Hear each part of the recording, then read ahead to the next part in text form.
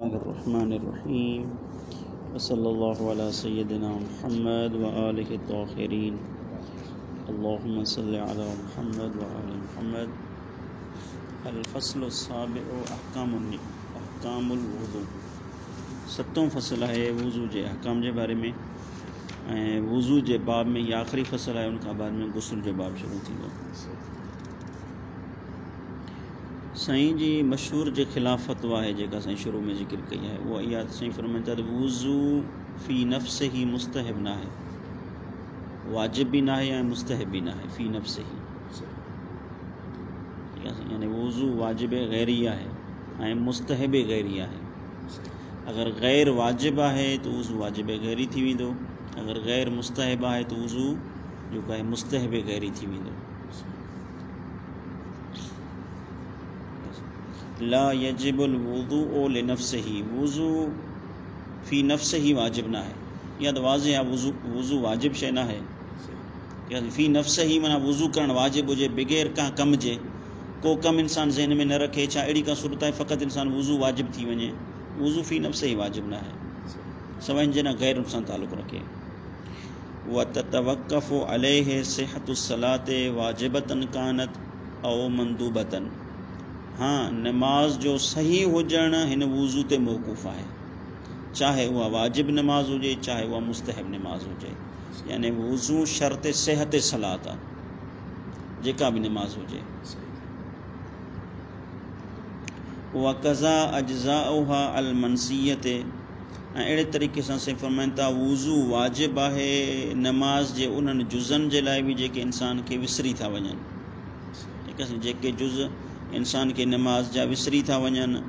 मिसाल जीअं हिकु रकात अलॻि पढ़े थो, नमाज एहतियात जी हिकु रकात अलॻि पढ़े थो, तो उन में बि ज़रूरी आहे त इंसान वुज़ू करे।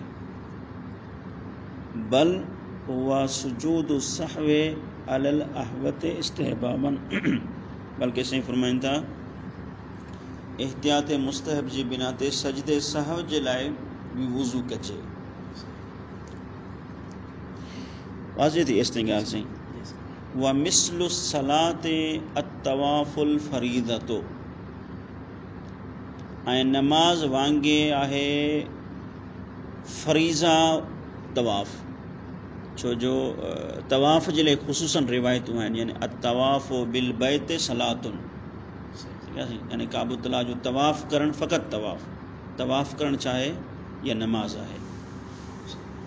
तंहिंजे करे जेकी अहकाम नमाज जे लाइ आहिनि, मिसाल नमाज मौक़ूफ़ आहे वुज़ू ते, त साईं फरमाइनि था तवाफ़ बि मौक़ूफ़ आहे वुज़ू ते। अलबत्ता वज़ाहत आहे इन में, उहो कीअं? साईं फरमाइनि था तवाफ़ हिकु भेरो इंसान जेको आहे हज ऐं उमिरे जे ज़िमिन में अंजाम ॾिए थो। मिसाल हज ते आयो ऐं तवाफ़ कयईं, या उमिरे ते वियो ऐं तवाफ़ कयईं, पोइ चाहे हज ऐं उमिरा वाजिब हुजनि या मुस्तहब हुजनि। जीअं मिसाल नमाज आहे, चाहे वाजिब नमाज हुजे या मुस्तहब नमाज हुजे, उते वुज़ू ज़रूरी आहे। अहिड़े तरीक़े सां उन तवाफ़ जे लाइ बि वुज़ू ज़रूरी आहे जेको तवाफ़ हज जे ज़मीन में अंजाम ॾिनो वञे या जेको तवाफ़ उमिरे जे ज़मीन में अंजाम ॾिनो वञे, क़तई नज़र उन खां चाहे हज ऐं उमिरा वाजिब हुजनि या हज ऐं उमिरा मुस्तहब हुजनि।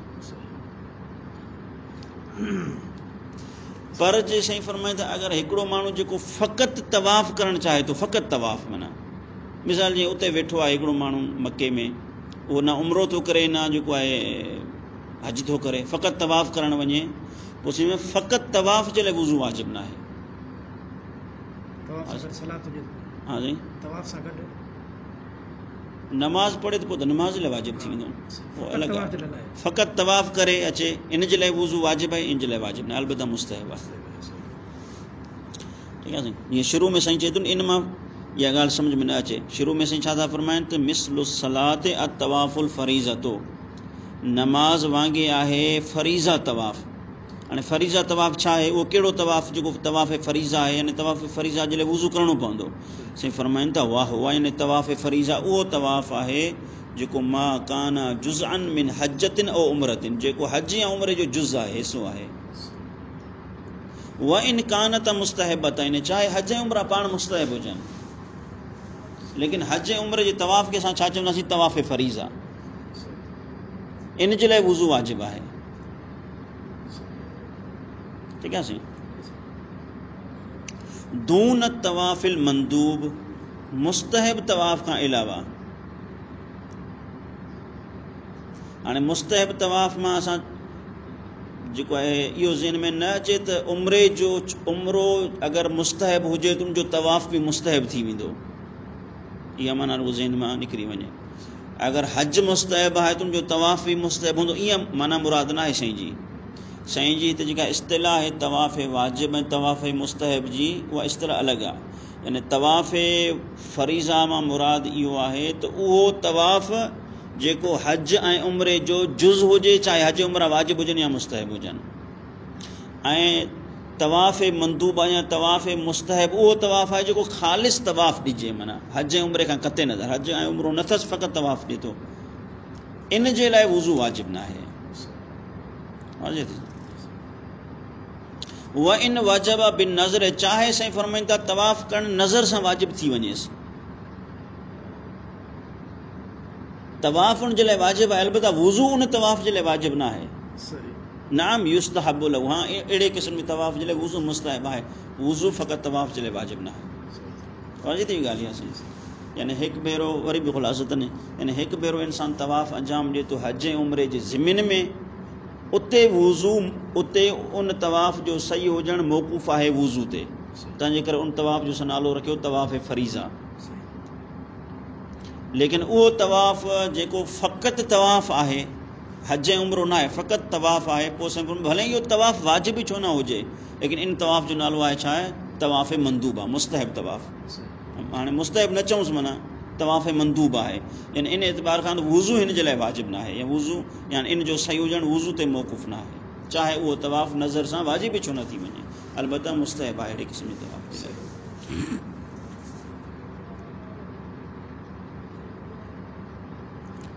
सही आहे साईं। हाणे साईं फरमाइनि था त मथे जीअं ज़िक्र कयो तवाफ़ वाजिब नफ़्सी न आहे, अगरि का ॿी शइ आहे, नमाज़ आहे, जेको आहे हज ऐं उमिरे जो तवाफ़ आहे, उन जे लाइ वुज़ू करिणो पवंदो, छो जो उन्हनि जो सही हुजणु मौक़ूफ़ आहे वुज़ू ते। तवाफ़ वाजिब नफ़्सी न आहे, भला तवाफ़ मुस्तहब नफ़्सी आहे। हिते बि साईं इहा हीउ मसइलो बि साईं मशहूर खां अलॻि अथव। हाणे जीअं हिकिड़ो माण्हू वेठो आहे, उनजो निंड अची वई, निंड खां उथियो, हाणे हदस थियो न, हदस असगर, निंड आहे हदस असगर आहे, निंड अची वई, इहा मुंहिंजा रीह ख़ारिज थी वई, हदस असगर सादिर थी। हाणे इन हदस असगर खे ख़तमु करण जे लाइ चए थो मां वुज़ू कयां, हाणे वुज़ू कंदो त हदस असगर ख़तमु थी वेंदो न। त साईं फरमाईंदा त फ़क़ति इन नियत सां वुज़ू करे त वुज़ू मुस्तहब आहे। साईं फरमाईंदा अहिड़े क़िस्म जो इस्तेहबाब वुज़ू जे लाइ साबित कोन्हे को। हा वुज़ू मशहूरनि मां वुज़ू जेको आहे माण्हू वुज़ू करे वुज़ू मुस्तहब आहे, इसमें वुज़ू मुस्तहब न आहे, ईअं बि न आहे, सम्झो। बल्कि साईं फरमाईंदा त हाणे थोरो माना जुज़ आहे, साईं फरमाईंदा त वुज़ू इन नियत सां कयो त मूंखे तहारत मिले, पोइ मुस्तहब आहे। न बाक़ाइदा उसूली जेके आहिनि बास आहिनि, माना फ़क़ति वुज़ू जी नियत हुजे इहो मुस्तहब न आहे, वुज़ू कयां ताकी तहारत मिले इहो मुस्तहब आहे। अल वुज़ू अर्राफ़िउ लिल हदसिल असग़र लम यसबुत कौनुहु मुस्तहबन नफ़्सिया, अहिड़ो वुज़ू जेको हदस असगर खे ख़तमु करे, मिसाल निंड मां माण्हू उथियो त हदस असगर सादिर थियो, निंड हदस असगर आहे, रीह ख़ारिज थी। हाणे इन हदस असगर खे रफ़ा करण जे लाइ अगरि इंसानु वुज़ू करे त साईं फरमाईंदा इन वुज़ू जो मुस्तहब नफ़्सी हुजणु साबित कोन्हे को, वुज़ू मुस्तहब नफ़्सी कोन्हे को, बलिल मुस्तहब्बु हुवल कौनु अल तहारत अल हासिलत बिल वुज़ू, बल्कि इहो मुस्तहब आहे त इंसानु चवे त मूंखे तहारत हासिल थिए, यानी मां तहारत सां हुजां जेका वुज़ू सां हासिल थींदी, पोइ इहो वुज़ू मुस्तहब आहे। यानी इहो मुस्तहब आहे त इंसानु तहारत जी नियत करे। वाज़िह आहे, यानी तहारत सां रहणु मुस्तहब आहे, ख़ुदि वुज़ू मुस्तहब न आहे। अलबत्ता उहो तहारत सां रहणु कीअं हासिल थींदो, ख़ुदि वुज़ू सां ई हासिल थींदो, लेकिन वुज़ू खे मुस्तहब न चओ, माना वुज़ू मुस्तहब नफ़्सी ईअं न चओ, तहारत ते रहणु इहो मुस्तहब आहे।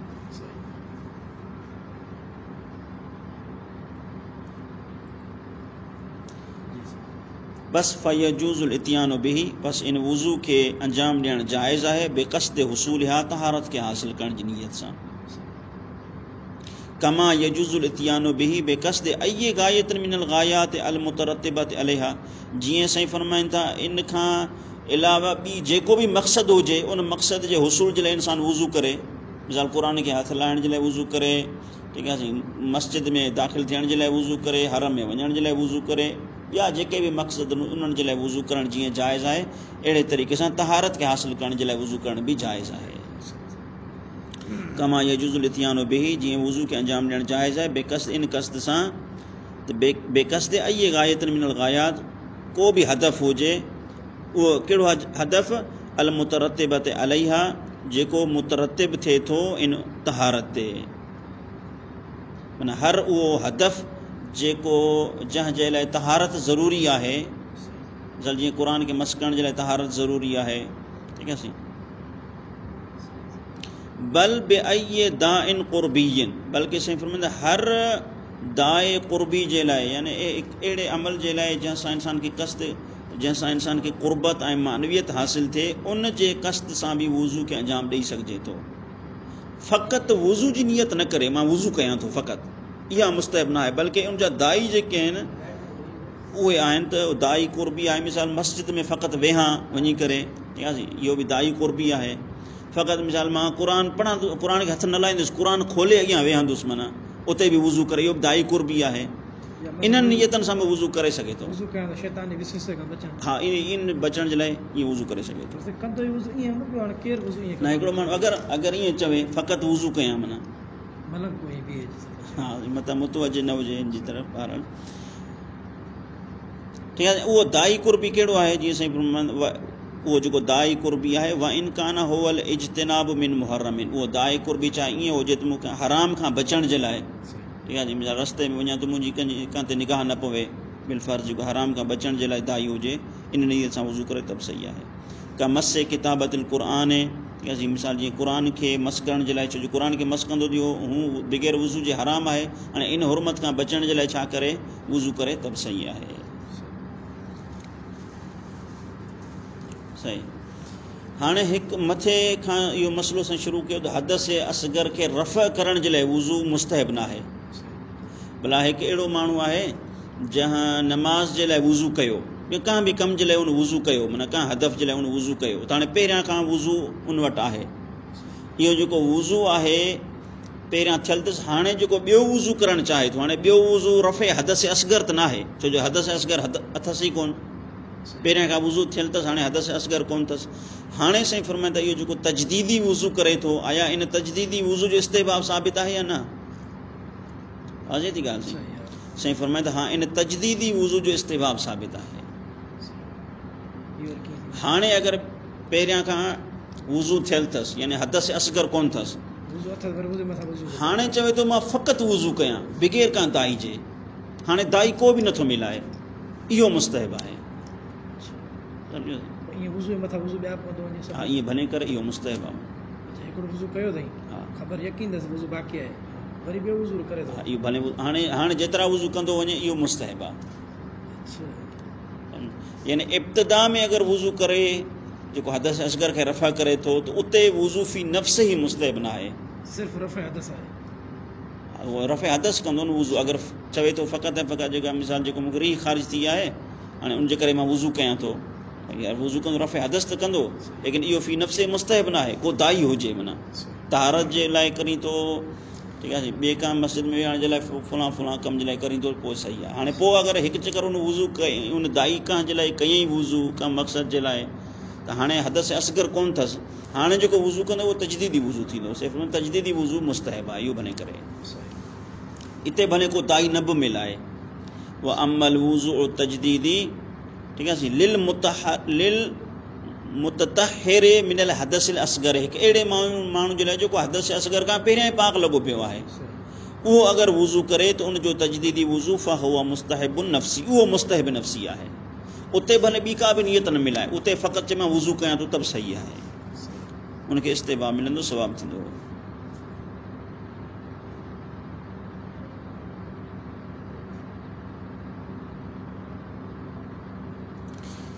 सही आहे साईं।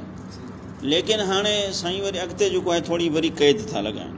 साईं फरमाईंदा क़ैद इहा आहे त भाउ जेको हाणे तूं तजदीदी वुज़ू करणु चाहीं थो न, ठीकु आहे साईं, यानी तुंहिंजी भले नियत ईअं ई हुजे मां तजदीदी वुज़ू कयां थो, लेकिन तजदीदी वुज़ू अगरि हिननि कमनि जे लाइ साईं फरमाईंदा करे तो नमाज़ जे लाइ, जीअं ख़ुशूसन सभई नमाज़ूं जेके आहिनि, अगरि नमाज जे लाइ करीं थो त पोइ तो इन जो इस्तेहबाब साबित आहे, यानी तजदीद करे थो लेकिन वरी बि नमाज़ पढ़णी अथसि अॻियां, त पोइ उनजो इस्तेहबाब साबित आहे।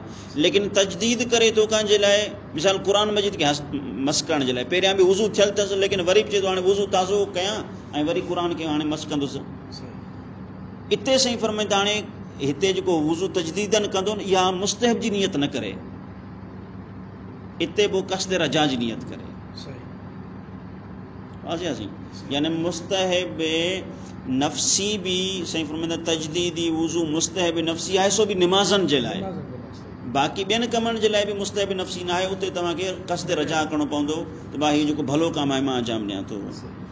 वलकिन असाबितो इस्तेहबाब हू, साईं फरमाईंदा हिन वुज़ू जो इस्तेहबाब साबित आहे, यानी कहिड़े वुज़ू जो, वुज़ू तजदीदी जो, ज़मीर मोटंदी वुज़ू तजदीदी जी तरफ़, यानी वुज़ू तजदीदी जो इस्तेहबाब साबित आहे।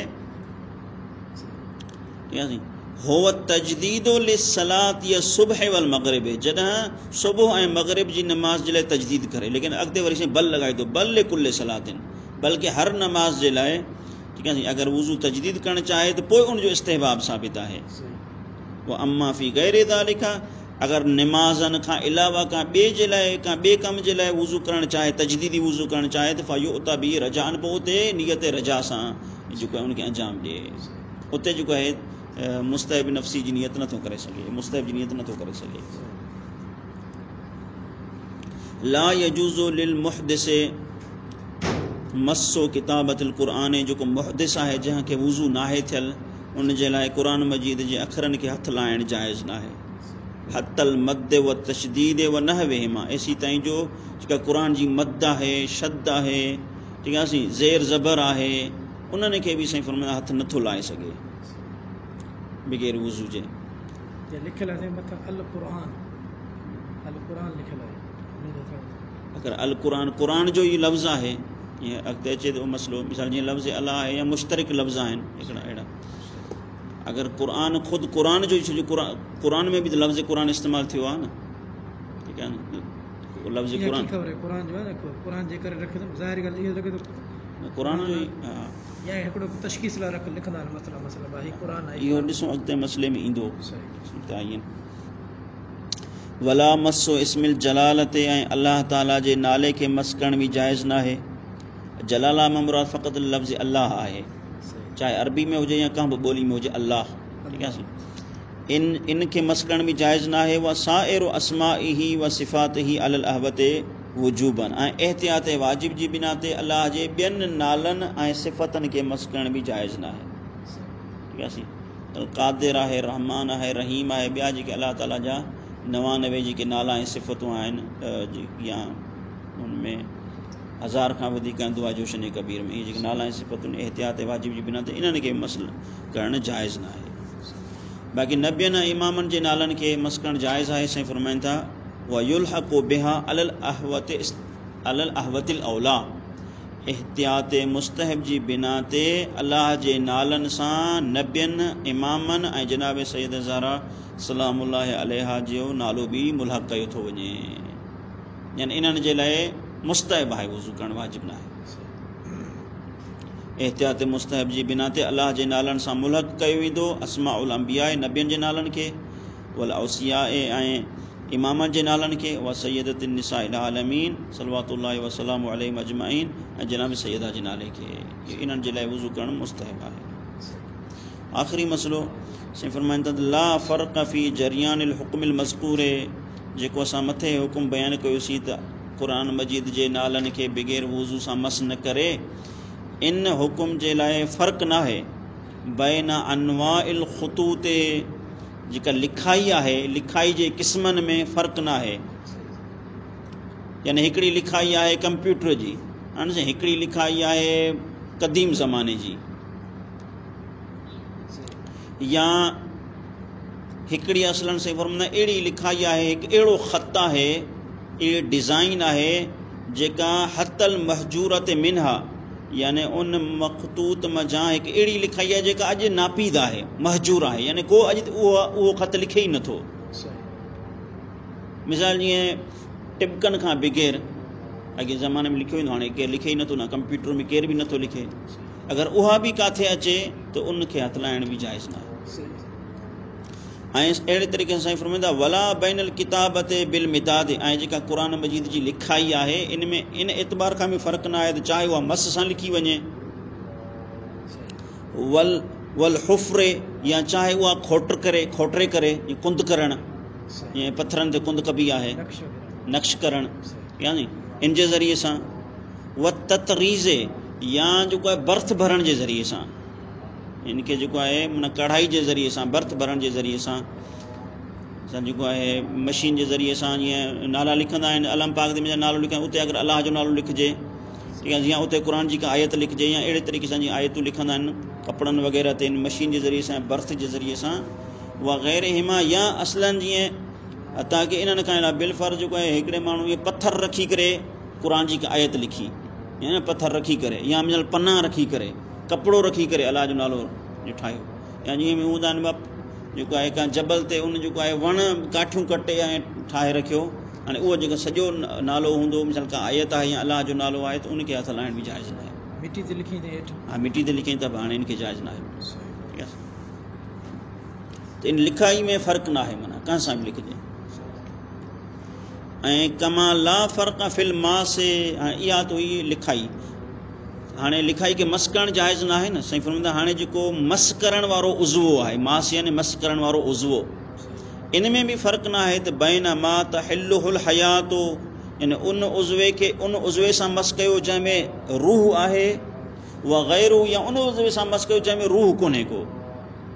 मिसाल जीअं नह आहिनि, नह में चवंदा रूह कोन्हे को। ठीकु आहे साईं।